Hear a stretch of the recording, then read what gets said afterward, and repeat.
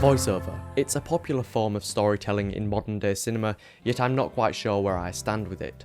Part of me likes it and the style it brings, yet the cynic in me sees through that. When cinephile and cynic collide in my mind, I find myself torn between where I truly stand. Here's what I think about voiceover. Let me try and break it down. I'll start off by saying that I do like voiceover. I personally think it can bring an audience into your screenplay and allow us to see the world from the character's point of view. But then again, I do see voiceover becoming overused in Hollywood.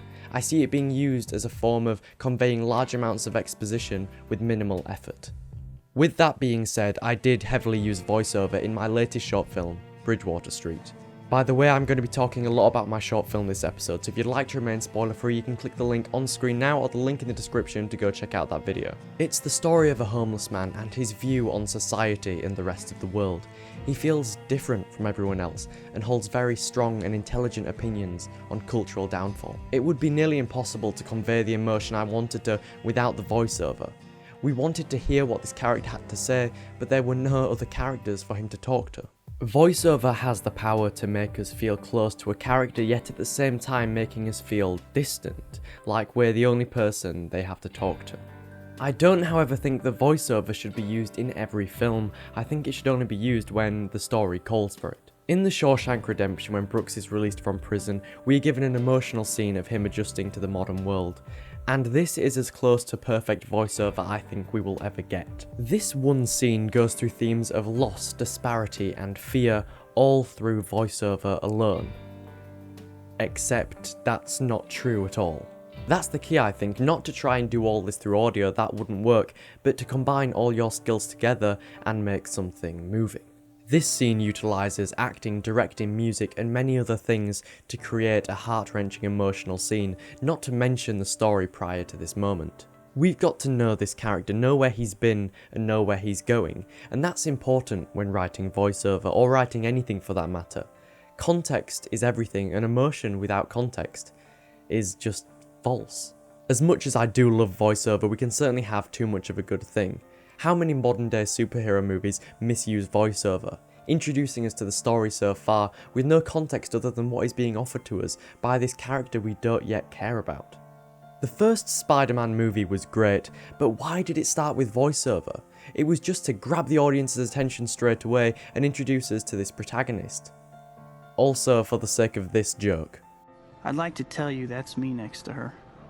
Heck, I'd even take him. In this Spider-Man movie They Are Breaking the Fourth Wall, the character isn't reading a letter or telling another character a story, he's talking directly to us. There is no real need for this voiceover other than style. This is all then made 10 times worse by the fact that they aren't consistent with the voiceover they've already introduced, and we only see it again at the very end of the film. They are having Peter Parker tell us the story, when in reality they could have done this in a much more creative way.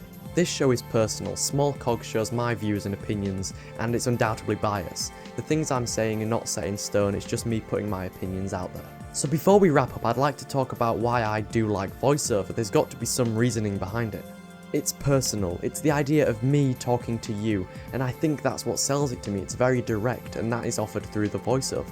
Going into a cinema and having this fictional, non-existent person speaking directly to you is truly insane. Being in the mind of a character has a lot to offer, but now I find that truly great voiceover doesn't put us into the character's mind, but them into ours. And that will stay with you and haunt you for the longest time. As far back as I can remember, I always wanted to be a gangster. Thank you, my name's Edward Midgley, professional small cog in a big machine. I know I'd go. I'd like to thank you again for coming back and watching another episode of Small Cog. We got a great response on the last episode and I hope to see something similar on this one. But after hearing me ramble for 4 minutes about voiceover, don't just take my word for it. Click the link on screen now with the link in the description to go check out my own short film, Bridgewater St. But before you head on over there, make sure you subscribe here to the Bogus Network. I make 1 to 2 videos a month here and you'll catch all their other great shows. Thanks for watching, goodbye.